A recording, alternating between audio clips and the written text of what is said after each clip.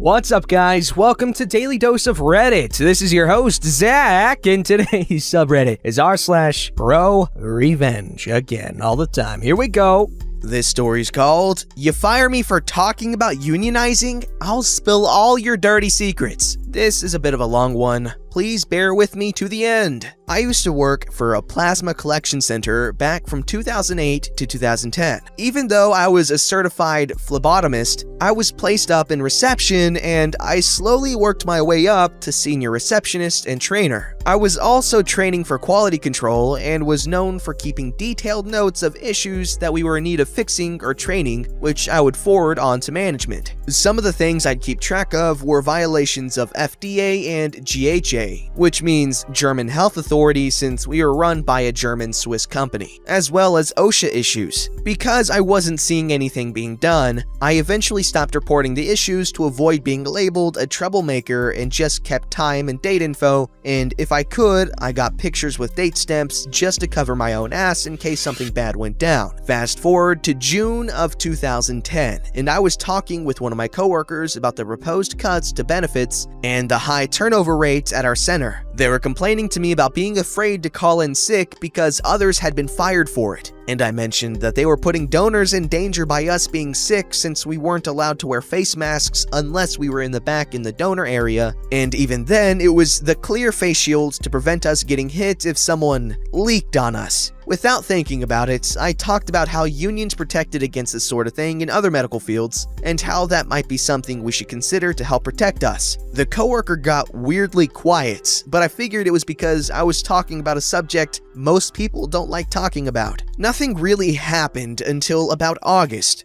when another coworker grabbed my ponytail while I was working with a donor and yanked down on it, jerking my head back. I'd informed everyone I worked with to never touch my hair because it was a trauma trigger for me from being cruelly mistreated. And so this coworker knew I would wind up in panic mode from this. She had seen it happen before when a donor touched my hair, so this was deliberate. I remember telling her to not do that again or I would make her get away. She of course walked up and yanked my hair even harder, and I hit her. The supervisors went into damage control mode as I fled the area, still in a panic response. And one of them cornered me and demanded I write down what happened because I had assaulted someone on the property. I wrote my side as well and told them to check the security footage since the camera was aimed right at the booth I was working at and had a clear view of the events. Turned out everyone else told an entirely different and creepily similar story than what I told. And the footage couldn't be found even though less than half an hour had passed. I was fired for assault less than an hour later and escorted off the premises after being given 5 minutes to clear out my locker and get my belongings. So on to the revenge, which was two-pronged. My partner was there on that day and saw what happened, and tried to offer to write up what he saw, but was denied. So the next time he went in, he wound up being screened by the coworker who yanked my hair, who didn't even get a write-up for assaulting me, and asked her loud enough that the whole reception area could hear. "So, how are those 50 shekels of silver, Judas? Was it worth it?" Which left her in tears, and another person had to finish screening him. He wound up being banned for 6 months for his attitude, but he claims it was more than worth it. While this was going on, I had been reaching out to the various organizations and departments that oversaw plasma donation and collection.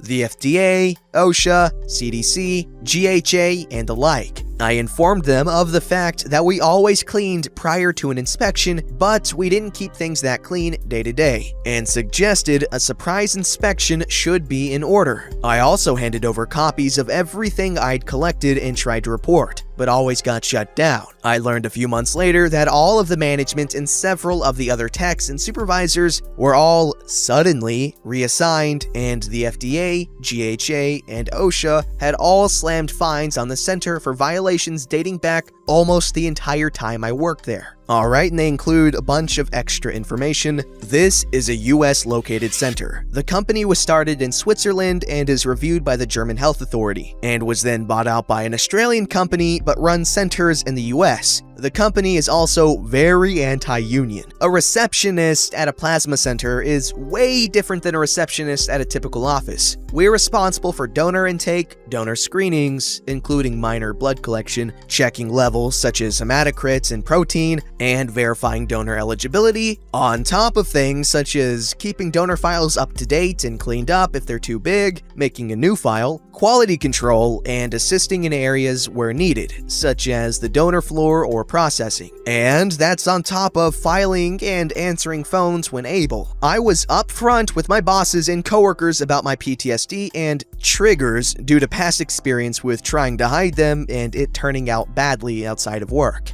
Yes, my partner's comment was more petty than anything else. And for those wondering the meaning behind it, he was saying she sold out someone she claimed was a friend for a reward of some sort. I'm sorry, I can't take it seriously because the boyfriend called that woman Judas, and all I can think about is Jonah Hill from Superbad calling Michael Cera frickin' Judas. I love that movie. Seth Rogen is an amazing writer. But regarding this story, wow, that's actually insane and very concerning. I'm glad you did a partial whistleblow, but you really need to seek some sort of compensation from being, whatever happened, assaulted, yeah.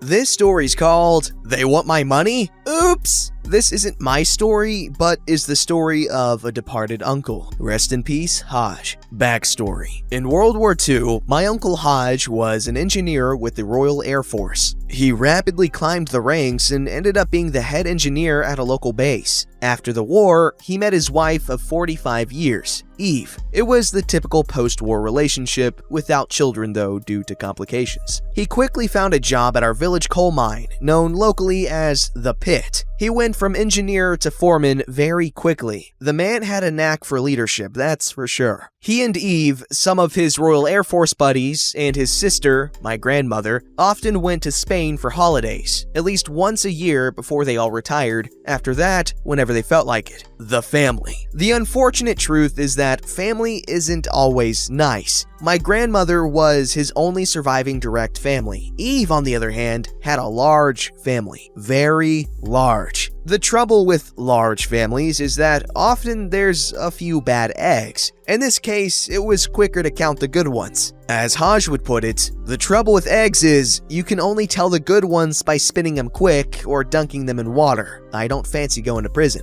More often than not, Eve's family would drop by and ask to borrow money. Not from Eve, she had none. Haj had always been industrious, saving as much as he could and only really spending what he had to, other than the holidays of course. The incident. When I hit 18, legal drinking age in the UK, he took me for my first beer, as my dad worked nights and had to sleep. He didn't drink, which was uncommon for him as he was a regular at the working men's club we were in. Haj, how come you're not drinking? I can't in good conscience drink your money without you getting a sniff. Well, I suppose one can't hurt. Don't tell Nip, his name for my grandmother, Sheila, but I've just been diagnosed with diabetes type 2. Don't want to take any chances. I'll keep your secret, but you need to tell her, just on the off chance. I'll tell her in good time, kiddo. Now get it down, you, before it goes flat. Neither of us took much notice to the people around us, so we didn't notice Eve's nephew in the corner. 5 years pass. I've seen him a few times, less than I'd like, because of work and him going overseas. The build-up. I visited my grandparents one day to find my grandmother sobbing, with Haj sat on the sofa. Put the kettle on, kid. I need to tell you something. I make a coffee for Gran and Granddad, hot chocolate for me, and green tea for Haj. Now listen up. I've not got long on this wretched planet, but you're not to cry over me. I've been diagnosed with late-stage cancer and couldn't be freaking happier to be leaving. Sorry, Nip. I know you don't want to hear this, but it has to be said. You and yours will be looked after, of course, but you're not to tell Eve and her family. To everyone, I've made up a new will. I want everyone to go to the reading. I prepared a little gift for the family. Shortly after this chat, we found out he passed away. We kept it from my grandmother that he'd taken his own life. It'd destroy her. Let it be said that Haj was always a man independent of others. He made his choice so Gran wouldn't suffer seeing him deteriorate over time. The Revenge. We went to the reading as a family, like he asked. It's the only thing he ever asked of us. We'd seen people we'd never met, never even heard of, so, of course, there were some sullen scowls across the table. Now that we're all here, please watch this video. Haj has a message for you all. Haj from beyond says, "Now then, I imagine this will be a shock to most of you, but I had cancer. If you're watching this, I want you to know that some of you made my last few years pleasant. Others, well, we'll get to you." To my side of the family, he says, "Not one of you came to me asking if I was alright or wanted anything done. Instead, you asked if I wanted a hand with anything. For this, I thank you. I've never had anyone do anything for me unless they were my underlings in the Royal Air Force, and I didn't want to aim to start when I found out I was on my way out. You knew me better than most of my close family. I'll tell you if something's wrong. Good on you. Now then, let's get to the good bit." To Eve's family, "You lot, where do I begin? When I took our Nip's grandson out for his first pint, apparently the walls had ears and one of you overheard me tell him I had diabetes. Shame you had to say, 'It's a shame it wasn't cancer.' Guess what? You got your wish, eh? The rest of you, whenever you visited me, you asked more often than not if you could borrow money. It's fine, I don't mind lending it to you, but I did expect to get it back. So here's how this is gonna work. I've split my money and put it in trust with my oldest friend, the lawyer. Nobody is getting a thing till Eve pops her clogs, so don't bother asking. Eve can stay in the house I worked my ass off for until she either dies or has to go into care for any reason. The house is not to be sold until after she dies.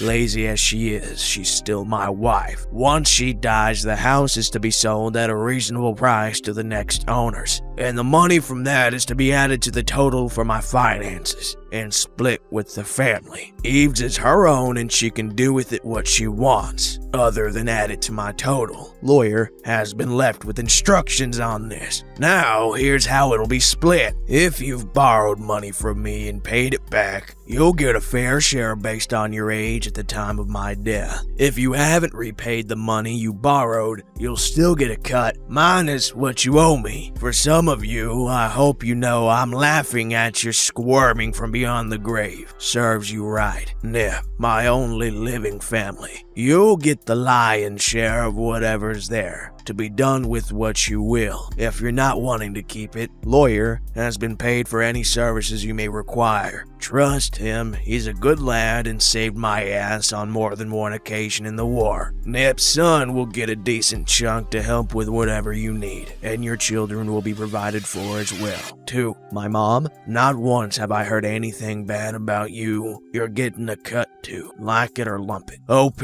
you've been a great help the last couple of weeks. I called you unfairly at 3 a.m. to help me out of the bath after finally giving up on getting myself out. Sorry you had to see that. You didn't have to help the next day with the decorating either. If you weren't already on your career path, you'd make a fine tradesman. You'll receive a cut to be determined by the near future's events. Use it how you will. The rest of you, I'm utterly freaking disgusted to have known you. I mentioned earlier that Eve can live in the house till she dies or is put into residential care. If either of these happens, nobody is to live in the house. I don't want anyone I don't trust in there. Now, quit your crying and go about your lives, Hodge. As you can imagine, people kicked up a stink about this. We nodded to the lawyer and left. Shortly after the funeral, Eve went into a retirement home with her own money. Hodge was locked up as per his request. She had gotten more than enough to keep her afloat for many more years. A couple of months down the line, we all got called back to the lawyer's office, a little bemused. Again, we're directed to watch a video. I'm not surprised that this video has been played. Some of you just don't follow orders. If you're watching this, it means that someone I don't trust was found to be living in my house. I don't give a damn who it is. Lawyer has instructions of what to do next. But for the sake of his voice and sanity, whoever was in the house against my wishes is now stricken from the will entirely. If the others feel they want to share their money with you, that's their loss. You're not getting a penny from me. As it turns out, my cousin, who bullied me in school, and her family, as in her on and off boyfriend, 2 kids and a dog, had moved into the house after convincing Eve to move out because they needed the house. What they hadn't counted on is nosy neighbors. Hodge asked them to watch the house, and if they saw anyone new in there or any signs of moving, to report to the lawyer for updates. In return, they'd get a cut of the money he had. They're good people. The lesson? Don't screw with a war vet. That's some Batman level of preparedness right there. That's kind of really badass. I'm interested in knowing if any of y'all have ever had relatives or friends that did something similar with their will, because that's really, really cool. Don't forget to like, subscribe, and hit that bell to never miss an episode.